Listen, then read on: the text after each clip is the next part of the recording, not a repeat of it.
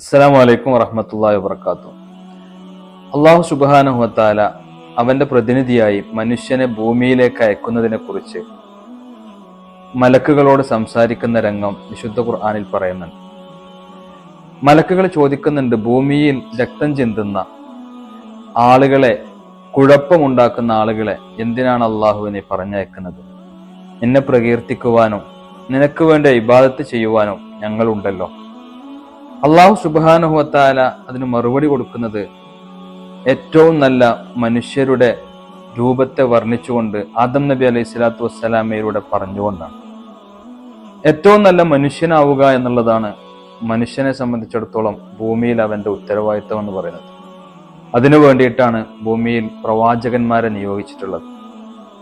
അള്ളാഹുവിലുള്ള വിശ്വാസവും അവന്റെ അധികാരത്തെക്കുറിച്ചുള്ള ഭയവും അതിൽ നിന്ന് ഉണ്ടാകുന്ന സ്വഭാവ ഗുണങ്ങളുമാണ് ഒരു മനുഷ്യനെ നല്ല മനുഷ്യനാക്കി തീർക്കുന്നത്. ഓരോ പ്രവാചകന്മാർ വന്ന് പഠിപ്പിച്ചതും അത് തന്നെയാണ്. ഇസ്ലാമിലെ ഓരോ ആരാധനാ കർമ്മങ്ങളുടെയും ഉദ്ദേശ ലക്ഷ്യങ്ങളായിട്ട് പറയുന്നതും ഒന്ന് തഖ്വയും രണ്ടാമത്തേത് സമൂഹത്തിൽ അവൻ നല്ല മനുഷ്യനാവുക എന്നുള്ളതാണ്.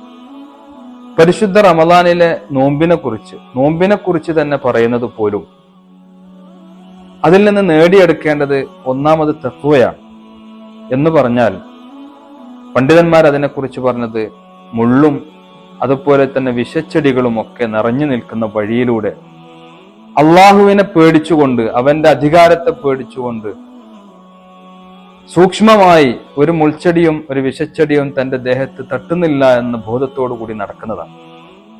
അങ്ങനെ ഒരാൾ നടക്കാൻ തീരുമാനിക്കുമ്പോൾ അയാൾ ഏറ്റവും നല്ല മനുഷ്യനായിത്തീരും. എന്നാൽ പുതിയ കാലഘട്ടത്തിൽ നന്നായി നടക്കണമെങ്കിൽ, നല്ല മനുഷ്യനാവണമെങ്കിൽ മതത്തിന്റെ ആവശ്യമില്ല, ദൈവബോധത്തിന്റെ ആവശ്യമില്ല എന്ന് പറഞ്ഞിരുന്നവരുടെയൊക്കെ മുഖം മൂടികൾ അഴിഞ്ഞുകൊണ്ടിരിക്കുന്ന ഒരു കാലഘട്ടത്തിലാണ് നമ്മളുള്ളത്.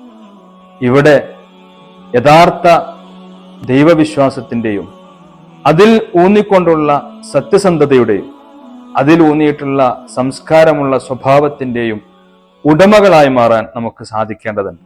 അങ്ങനെയുള്ളവരെ ലോകം തേടിക്കൊണ്ടിരിക്കുന്ന ഒരു കാലഘട്ടത്തിലൂടെയാണ് നാം മുന്നോട്ട് പോകുന്നത് എന്ന ബോധത്തോടുകൂടി മുന്നോട്ട് പോകുവാൻ തയ്യാറാവുക.